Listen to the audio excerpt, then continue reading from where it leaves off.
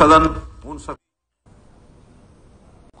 तो पक्ष और विपक्ष ने कमर कस ली है। आपको बता दें सत्र की शुरुआत कल से होने जा रही है और ऐसे में बजट से पहले पार्टियों की बैठक और सोमवार से प्रदेश की विधानसभा का बजट सत्र शुरू होने वाला है। वहीं 23 फरवरी को मुख्यमंत्री मनोहर लाल और बतौर वित्त मंत्री प्रदेश का बजट पेश करेंगे। वहीं विधानसभा के बजट सत्र को लेकर सत्ता पक्ष और विपक्ष ने अपनी अपनी रणनीतियों को धार देना भी शुरू कर दिया है। इसी सिलसिले में बजट सत्र से पहले सत्ता पक्ष की बैठक होगी। सत्ता पक्ष के विधायकों की कल बजट सत्र से पहले मीटिंग होगी। मुख्यमंत्री मनोहर लाल मीटिंग की अध्यक्षता करेंगे। बैठक विधानसभा के कमेटी रूम में होगी और इस दौरान बजट सत्र को लेकर रणनीति बनाई जाएगी।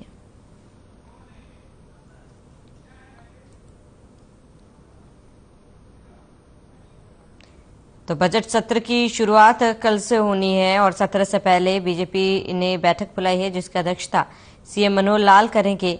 और ऐसे में आपको बता दें सोमवार से प्रदेश के विधानसभा का बजट सत्र शुरू होने वाला है। 23 फरवरी को मुख्यमंत्री मनोहर लाल और वित्त मंत्री प्रदेश का बजट पेश करेंगे। वहीं विधानसभा के बजट सत्र को लेकर सत्ता पक्ष और विपक्ष ने अपनी अपनी रणनीतियों को धार देना भी शुरू कर दिया है। इसी सिलसिले में बजट सत्र से पहले सत्ता पक्ष की बैठक होगी। सत्ता पक्ष के विधायकों की कल बजट सत्र से पहले मीटिंग होनी है। मुख्यमंत्री मनोहर लाल मीटिंग की अध्यक्षता करेंगे और बैठक विधानसभा के कमेटी रूम में की जाएगी।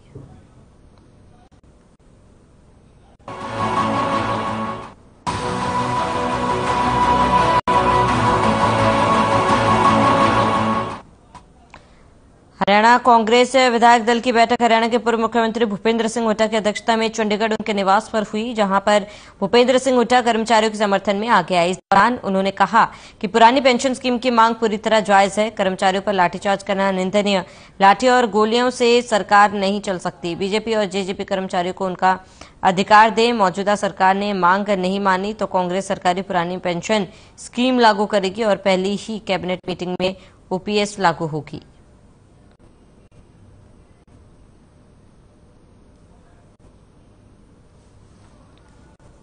गैस की चोरी है और वाटर कैनन भी, लाठीचार्ज भी। ये जो व्यवहार है सरकार का, लाठी और गोली से सरकार चलाना चाहते हैं।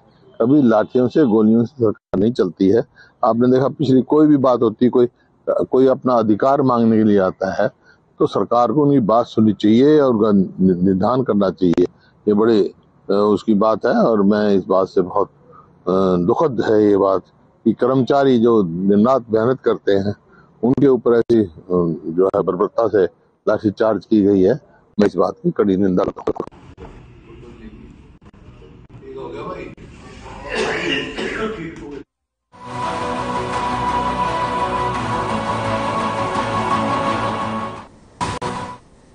खबर गुरुग्राम से, जहां विधायक सुधीर सिंगला जगह जगह जाकर बीजेपी का कार्यालय खोल रहे हैं और दावेदारों को सुदृढ़ता से चुनाव लड़ने की जिम्मेदारी सौंप रहे हैं। इसी कड़ी में उन्होंने गुरुग्राम के साउथ सिटी 1 में चुनावी कार्यालय खोला, जिसमें बीजेपी नेता दीपक शर्मा समेत तमाम लोग शामिल हुए।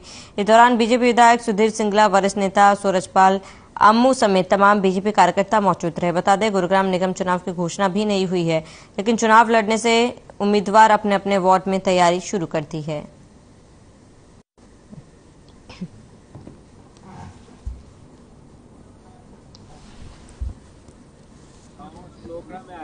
वो कहते हैं कि ये बहुत मिलनसार व्यक्ति हैं और काफ़ी काम कराते हैं, लोगों के दुख सुख में काम आते हैं। तो और अपना थोड़ा सा एक्सपोजर इनको मिल जाए, टिकट की बात है, टिकट मिल जाएगी तो जीत भी जाएंगे, ऐसा लोगों का कहना है। नगर निगम का चुनाव जो है लगभग मुझे लगता है पहले हफ्ते की मई के चुनाव होगा। भारतीय जनता पार्टी में मैं कार्यकर्ता तो काफी सालों से हूँ, 7-8 सालों से, बट उपाध्यक्ष की अभी मेरी पोजीशन अभी जो मुझे मिली है सरस्वती मंडल उपाध्यक्ष। तैयारियां चल रही हैं, काम भी साथ साथ चल रहा है, लोगों का सहयोग भी पूरा है, जनता हमारे साथ है, ये मैं कह सकती हूँ। सरस्वती जी बिल्कुल, सिलोकरा गांव से मंडल का सपोर्ट, सिलोकरा गाँव से, साउथ सिटी 1 से शांत लोग, सब लोग बहुत प्यार दे रहे हैं, बहुत सपोर्ट। मैंने पहले भी कहा उनकी शुभकामनाएं हैं, बाकी जैसा जो होगा भविष्य में वो अच्छा ही होगा।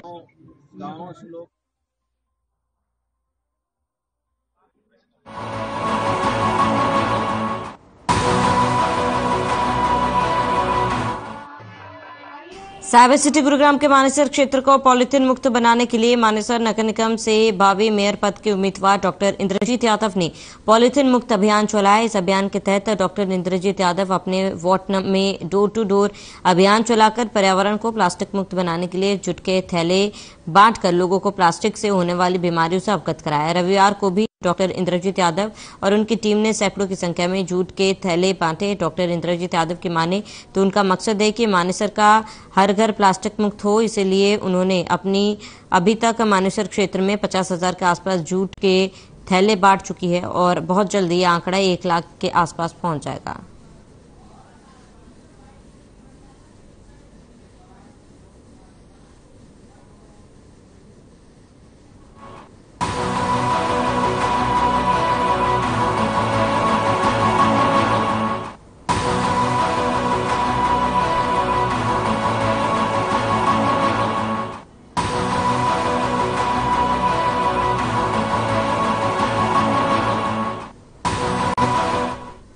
रेवाड़ी के खलियावास की बेटी आरती यादव ने Haryana civil service exam clear कर 25वीं रैंक हासिल की है, जिसके चलते आज गांव के सभी लोगों ने मिलकर गांव की बेटी का स्वागत किया। इसी मौके पर हर खबर की टीम ने खलियावास की बेटी आरती यादव से बातचीत की।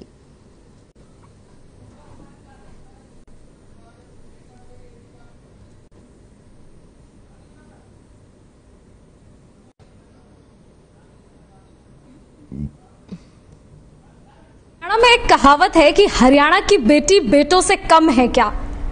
ऐसे ही कहावत को साकार करती आरती यादव हैं, जो हरियाणा के खलियावास की रहने वाली हैं और जिन्होंने HCS एग्जाम क्लियर करा है। आपको बता दें HCS एग्जाम में आरती यादव ने 25th रैंक हासिल की है। तो आइए इन्हीं से जानते हैं कि इनकी सफलता के आखिर क्या राज है। नमस्कार मैम। नमस्ते। मैम, आपने हरियाणा में 25th रैंक हासिल की है, क्या सफलता का राज है? क्योंकि बहुत सारे ऐसे लोग हैं जो HCS और UPSC जैसे एग्जामों की तैयारी कर रहे हैं। कुछ चीजें जो ये एग्जाम्स मांगते हैं, जैसे HCS या सिविल सर्विसेज की जो एग्जाम्स हैं, एक तो है पेशेंस, क्योंकि सफलता पहली बारी में नहीं आती, सफलता दूसरी बारी में भी कोई गारंटी नहीं है कि आएगी कि नहीं आएगी। तो उसके लिए पेशेंस होना बहुत जरूरी है कि आपको सफलता मिलेगी, लेकिन 2 या 3 साल लग सकते हैं उसमें। उसके बाद जो डेडिकेशन होती है, जो कंसिस्टेंसी होती है कि आपको इतने समय में इतना काम कंप्लीट करना है, उसके बीच में आप किसी और दूसरी चीज को नहीं आने दोगे, चाहे वो आपकी कोई और डिस्ट्रैक्शंस है या कोई और आपकी प्रॉब्लम्स है, आप उन सबको साइड में रख के पहले अपने टारगेट को पूरा करोगे। और जो थर्ड चीज मैं कहूंगी वो होती है सपोर्ट, चाहे वो फैमिली की सपोर्ट हो या फ्रेंड्स की सपोर्ट हो या फिर आपके बहन भाई की सपोर्ट हो। वो तीसरी एक ऐसी चीज है जो बहुत जरूरी है सफलता के लिए। तो मैम HCS भी साथ में UPSC भी, क्योंकि दोनों चीजें मैनेज करना थोड़ा मुश्किल नहीं हो जाता था आपको? मुश्किल मुझे इतनी ज्यादा नहीं हुई, क्योंकि सिलेबस जो है वो काफी हद तक ओवरलैपिंग है। जो चीजें UPSC में पूछी जाती हैं वो भी HCS में भी पूछी जाती हैं। और क्योंकि मैं UPSC की तैयारी 2-3 सालों से कर रही थी, तो इसीलिए मुझे HCS में इतनी प्रॉब्लम फेस नहीं हुई। वो मेरे लिए एक एडवांटेज था कि मैंने UPSC की तैयारी कर रखी है, तो अब मैं HCS का एग्जाम थोड़ा इजीली क्लियर कर सकती हूँ। और मुझे काफी हेल्प हुई अपनी UPSC की तैयारी में HCS को क्लियर करने में। तो मैम, ज्यादातर हम देखते हैं कि आपने UPSC क्लियर कराया, हरियाणा की आप रहने वाली हैं, हरियाणा में लड़कियों को माँ बाप सपोर्ट नहीं करते। आपके घर से भी कोई ऐसी प्रॉब्लम आई है? मुझे पर्सनली ऐसी प्रॉब्लम नहीं फेस हुई, क्योंकि मेरे पेरेंट्स ने हमेशा मुझे सपोर्ट किया है। क्योंकि मैं कह रही हूँ सफलता पहली बार में भी नहीं मिलती, दूसरी वाली में भी मिलेगी कि नहीं, इसकी कोई गारंटी नहीं है। तो मेरे साथ साथ उन्होंने भी काफी पेशेंस शो किया है और मुझ में बिलीफ भी शो किया है कि बेटा हो जाएगा, इस साल नहीं हो रहा है तो अगले साल हो जाएगा, तो अपने मेहनत करती रहे। तो आप जब इतनी बड़ी जगह जाते हो, रेवाड़ी जैसे शहर से निकल के, तो आपको बहुत सारी नई अपॉर्चुनिटीज भी मिलती हैं। आप देखते हो कि लोग सिर्फ इंजीनियरिंग और MBBS के बारे में नहीं सोच रहे हैं, और भी बहुत सारे फील्ड्स हैं जहाँ पे वो अपना मुकाम हासिल करने की कोशिश कर रहे हैं। तो वहां जाके मुझे लगा कि MBBS तो बहुत सारे बच्चे कर रहे हैं और वो एक अच्छा फील्ड भी है, लेकिन पर्सनली मुझे लगा कि मैं और कुछ अलग भी कर सकती हूँ और कुछ नया भी कर सकती हूँ, जिससे मैं लार्ज स्केल इम्पैक्ट ला सकती हूँ। तो इसीलिए तब मैंने अपना मन बनाया कि मैं सिविल सर्विसेज में जाऊं। देख रहे हैं, क्योंकि बच्चे देख रहे हैं और बहुत सारे देश में हम देखते हैं तमाम बच्चे हैं जो जब 12th पास करते हैं तो सब IAS और IPS बनना चाहते हैं। तो ऐसे में आप उनको क्या सलाह देंगी? मैं यही सलाह दूंगी कि अगर आपने कुछ बनने का सोचा है तो आप कभी भी ये मत सोचना कि आप वो नहीं कर सकते, या मेरे को ये चैलेंजेस फेस हो रहे हैं, ये मेरे ड्रॉबैक्स हैं जो मुझे उस चीज को हासिल नहीं करने देंगे। आप हमेशा अपने एडवांटेजेस के बारे में सोचना कि पॉजिटिव क्या है आपकी लाइफ में। आपके पास 2 मम्मी पापा हैं जो आपको सपोर्ट कर रहे हैं, आपके पास एक सपोर्ट सिस्टम है आपके फ्रेंड्स के रूप में, आपकी फैमिली के रूप में, वो मोर देन इनफ है। क्योंकि मैं पर्सनली कुछ ऐसे बच्चों को भी जानती हूँ जिनको इतना भी नहीं मिलता, फिर भी वो बहुत कुछ हासिल कर जाते हैं अपनी लाइफ में। तो जो भी चाहे MBBS की तैयारी करना चाहता हो, इंजीनियरिंग की तैयारी करना चाहता हो, IAS IPS बनना चाहता हो, सब बन सकते हैं। मैं बन सकती हूँ, कोई भी बन सकता है। मैंने कुछ ऐसा बहुत अलग नहीं किया दुनिया से कि इसलिए मेरा सिलेक्शन हुआ। मैं तो बल्कि ये मानती हूँ कि मेरे साथ बहुत ऐसे बच्चे से जिन्होंने मुझसे ज्यादा मेहनत की है, उनका नहीं हो पाया। और ऐसा नहीं कि इस बार नहीं हुआ तो अगली बार हो जाएगा। मतलब होप लूज नहीं करनी है आपको, आज नहीं तो कल अपना जो टारगेट है वो पक्का मिलता है।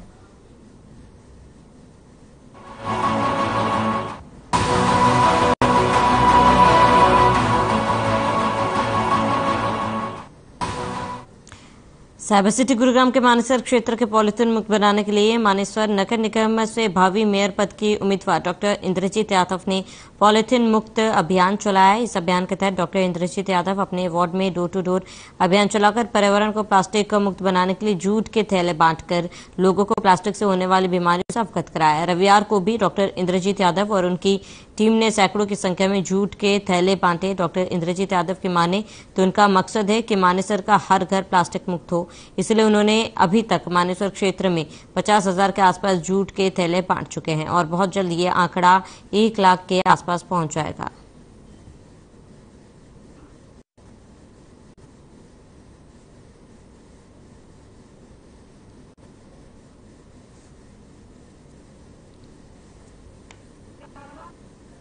सोसाइटी के सहयोग से शिवरात्रि का आयोजन था, जिसमें विशाल भंडारे का प्रोग्राम चल रहा है और फ्री मेडिकल कैंप लगाया गया है।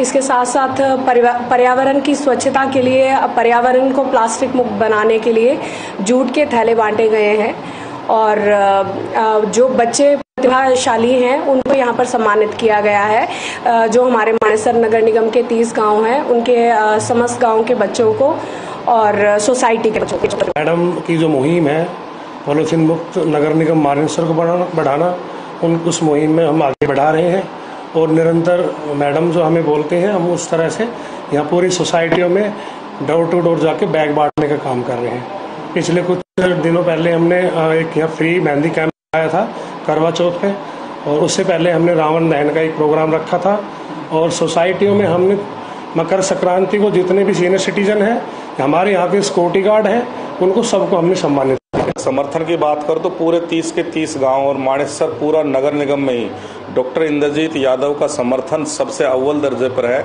क्योंकि ये सिर्फ लोगों की वोट लेने नहीं आई है। और तो अब जैसे चुनावी सरगर्मियां नजदीक आ गए, चुनाव लोग आए जब निकल गए, ये तो पिछले 3 साल से समाज सेवा कर रही है। और समाज सेवा चाहे और इन्होंने अपने स्वैच्छिक कोष से भी, चाहे नालियां बनवानी हो, चाहे लाइटें लगवानी हो, चाहे किसी को तीर्थ योजना करानी हो, चाहे किसी गरीब बेटे की शादी करानी हो, विभिन्न प्रकार की योजनाएं, चाहे फॉगिंग करानी हो सोसाइटी में, चाहे मच्छर भगाने की दवाई लगवानी हो, तो कुछ अनेक प्रकार की योजनाएं इन्होंने अपने स्वैच्छिक कोष से करा रखी है।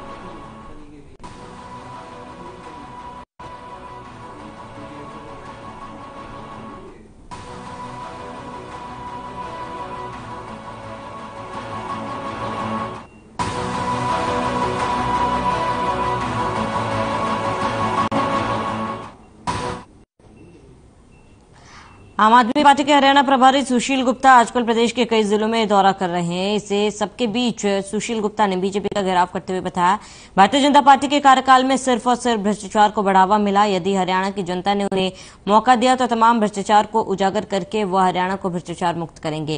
वहीं सुशील गुप्ता ने आने वाले नगर निगम चुनाव को लेकर बताया कि नगर निगम चुनाव को लेकर फरीदाबाद के प्रभारी अशोक तंवर को बनाया गया है और उनके नेतृत्व में फरीदाबाद नगर निगम के चुनाव की बागडोर दी गई। साथ ही राज्यसभा सांसद सुधीर गुप्ता ने कहा कि आम आदमी पार्टी हरियाणा में सभी चुनाव लड़ेगी और उन्हें उम्मीद है हरियाणा की जनता उन्हें जीत भी दिलाएगी।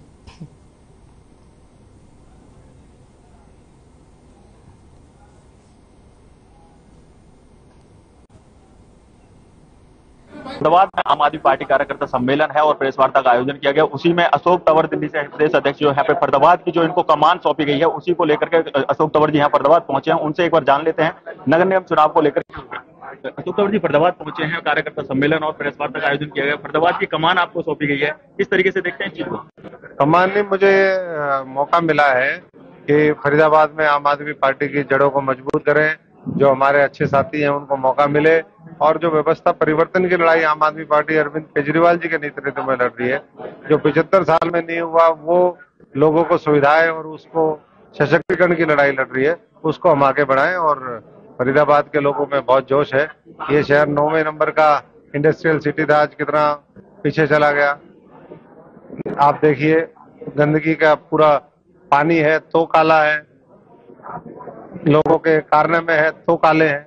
तो ये जो काले काले लोग जो कारनामे करते हैं, जिनका सोच गंदी है, उसको मैं समझता हूँ कि नगर निगम के चुनाव के पहले नगर निगम चुनाव आने वाला है। नगर निगम पे 200 करोड़ रुपए के यहाँ पे फरीदाबाद में घोटालों के जो मामले सामने आ रहे हैं, उस चीज को किस तरीके से? तो 2000 करोड़ निकलेगा, और ये कोई एक जगह की बात नहीं है, ये सब जगह है।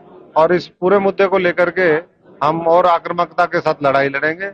और ये जो भ्रष्ट लोग हैं, चाहे अधिकारी हो, चाहे कर्मचारी हो, चाहे नेता हो, चाहे और दूसरे प्रतिनिधि हो, उनके खिलाफ जंग छेड़ने का काम आम आदमी का पार्टी का। कार्यकर्ताओं की फरीदाबाद की अगर बात की जाए तो फरीदाबाद में कार्यकर्ताओं को किस तरीके से गाइड करेंगे और किस तरीके से चुनाव कार्यकर्ता सब जानता है, उसका समन्वय बिठाने की जरूरत होती है, वो समन्वय बिठाएंगे।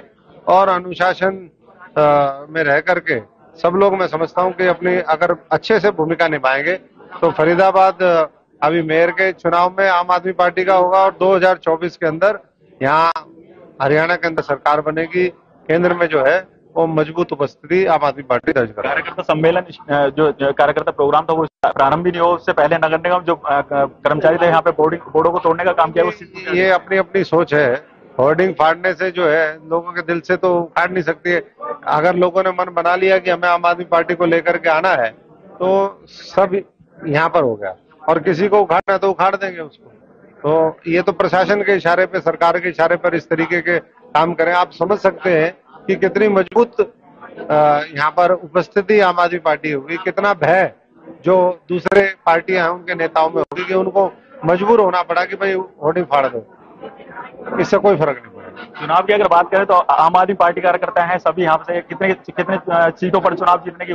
नहीं, सारे हमारे तो टारगेट होगा आपके 45। आम आदमी पार्टी केजरीवाल जी के नेतृत्व में डिस्टिंक्शन लेती है। 70 में से 67 सीटें विधानसभा में जीती है। पंजाब में 113 में से 92 जीती है। तो मैं समझता हूँ कि 45 से ऊपर, कम से कम जो 45 सीटें हैं, 40 से ऊपर जीत करके हम हमारा मेयर बनाए, ये हमारी कोशिश रहेगी। फरीदाबाद में ही अशोक तंवर यहाँ पे पहुंचे थे। 45 सीटों की अगर बात की तो 45 सीटों में से 43 सीटों पर जीतने की ये बात कह रहे हैं। तो फरीदाबाद से हर खबर के लिए जयप्रकाश भाटी। फरीदाबाद में आम आदमी पार्टी कार्य सम्मेलन था और प्रेस वार्ता का आयोजन किया गया। उसी में दिल्ली से सुशील गुप्ता जी, अशोक तंवर जी और भी जो कार्यकर्ता हैं यहाँ पे बल्लभगढ़ में पहुंचे हैं। एक बार सुशील गुप्ता जी से जान लेते हैं कि फरीदाबाद चुनाव की अगर बात की जाए तो किस तरीके से चुनाव को देखते हैं। गुप्ता जी, किस तरीके से चुनाव को देखते हैं? फरीदाबाद नगर निगम भ्रष्टाचार का अड्डे चढ़ चुका है। काम यहाँ पे होते नहीं है, पेपरों पे काम होता है, पेमेंट हो जाती है। ये बात सिद्ध हो चुकी है। अधिकारी तो गिरफ्तार किए, असली मगरमच्छ कौन सा मंत्री या मुख्यमंत्री के वहां पैसे गए उसका खुलासा ही नहीं करता। फरीदाबाद में चारों तरफ कूड़े के अंबार है, सड़कें टूटी हुई है। मुख्यमंत्री आते हैं, 3-3, 4-4 सड़कों का उद्घाटन करते हैं और 2 महीने में वो सड़क टूट जाती है। कौन उसका जिम्मेदार है? क्या मुख्यमंत्री जी खुद साझेदार है? क्या इनके विधायक साझेदार है? क्या इनके मंत्री साझेदार है? क्यों इतना घटिया काम हुआ और उन पे एक्शन क्यों नहीं हुआ? ये इनके निगम में भ्रष्टाचार का जो बोलबाला है वो सामने नजर आता है। नगर निगम में 200 करोड़ के घोटाले की बात की जाए, नगर निगम के दिन प्रतिदिन लिस्ट खुलती ही जा रही है, तो उस चीज को किस तरीके से देखते हैं? आम आदमी पार्टी लगातार उस घोटाले को उठाती रही है, परंतु हम चाहते हैं उस घोटाले में लिप्त मंत्री को अंदर किया जाए, जनता का जनता को वापस दिलाए। दिल्ली में एक निकिता हत्याकांड के तर्ज पर ही एक निक्की हत्याकांड अभी कुछ समय पहले हुआ है, तो उस चीज पर दिल्ली सरकार से, दिल्ली जो प्रशासन है उसको किस तरीके से देखते हैं? दिल्ली पुलिस सीधी गृह मंत्री अमित शाह के अंडर आती है और उनके माध्यम से उपराज्यपाल दिल्ली पुलिस को देखते हैं। हम कई बार कह चुके हैं अगर भारतीय जनता पार्टी के बस की बात कानून व्यवस्था चलाना नहीं है तो दिल्ली पुलिस थोड़े दिन के लिए दिल्ली सरकार को देके अरविंद केजरीवाल को देके ये सारी व्यवस्थाएं सुधरनी। साफ तौर से सुशील गुप्ता जी का क्लियर स्पष्ट कहना है कि दिल्ली पुलिस की अगर बात की जाए तो उसको लेकर भी, और फरीदाबाद चुनाव की बात की जाए तो उसको भी साफ तौर से ये जीत करने की बात कह रहे हैं। तो हर खबर के लिए फरीदाबाद से जयप्रकाश भाटी।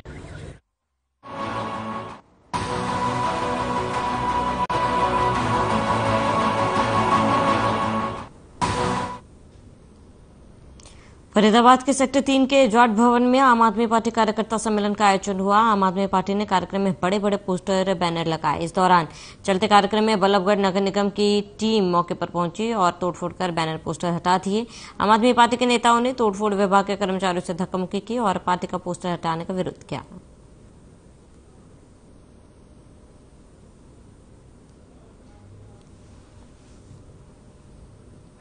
आम आदमी पार्टी के जो अशोक तंवर हैं या फिर सुशील गुप्ता हैं, वो बल्लभगढ़ में आज जो इलेक्शन को लेकर के पहुंचे थे, उसी में जाट धर्मशाला में आज इनका प्रोग्राम था कि 11:30 12 बजे का इनको प्रोग्राम था। उसी को लेकर जो बल्लभगढ़ नगर निगम है, जो इन्होंने होर्डिंग बोर्ड लगाए थे, उनको लेकर के होर्डिंग बोर्ड यहाँ पे सारे तोड़ दिए गए हैं। नगर निगम यहाँ पे पहुंचा है। इनसे एक बार जान लेते हैं किस चीज को लेकर इन्होंने बोर्ड तोड़े हैं। क्या नाम है जी आपका?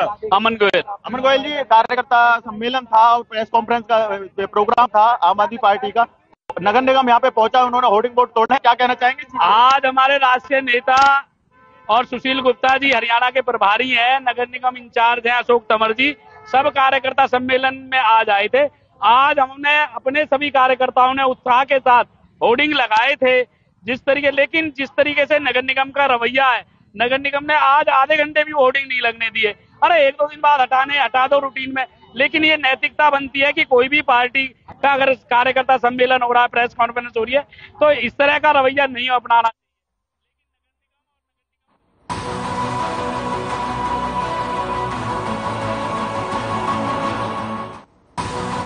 फरीदाबाद के 36वें अंतर्राष्ट्रीय सूरजकुंड मेले में अपनी हस्तशिल्प कलाओं का प्रदर्शन करने के लिए देश विदेश से हस्तशिल्प कलाकार पहुंचे और अपनी हस्तशिल्प कलाओं का प्रदर्शन कर रहे हैं। इसे मेले में मणिपुर से आई एक ऐसी हस्तशिल्प कलाकार हैं जो अनपढ़ होने के बावजूद न केवल नेशनल और एक्सीलेंसी अवार्ड ले चुकी हैं, बल्कि इनके नाम 7 अवार्ड भी दर्ज है।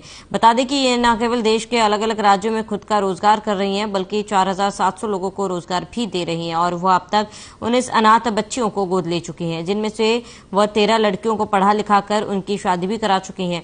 वह अब चाहती हैं कि यदि सरकार उनकी मदद करे तो वह देश की हर राज्य में इसी प्रकार से लोगों को रोजगार देकर आत्मनिर्भर बना सकती है। बता दें कि रेणु देवी के बने प्रोडक्ट इंडिया मार्ट और अमेजॉन पर भी उपलब्ध हैं।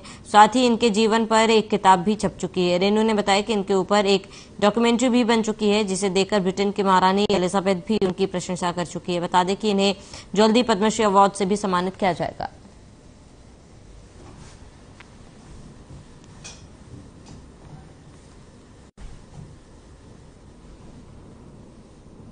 छह लड़की है और 4 लड़का है। और वो 4 लड़की में से 4 लड़की है वो।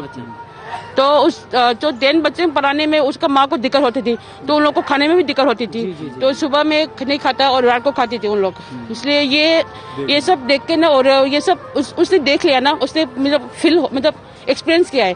तो उसने सोच लिया कि मैं किसी और को एक दिन का 2 बार तो खाना दूंगा, जो भी अनफॉर्चुनेट पीपल है उन लोग को देंगे बोला। और कौना, बेम्बू और बेडशीट, मखेरा, सलवार और क्या है बैग, ऐसा सब एक घर का क्या क्या लगाएगा, पर्दा सब तो मेरे बना है, सब लेना है। 2 बार में मैं कार्गो में कर रहा है, 2 बार में आया है कार्गो, 2 बार में आया। 2 बार आया? हाँ। क्या खासियत है आपके सामान की? बहुत ऐसा है, क्या है बिजनेस का नहीं, सब लोग तो कहाँ दूर आता ना, सब मिला ना, ये भी बहुत अच्छा है।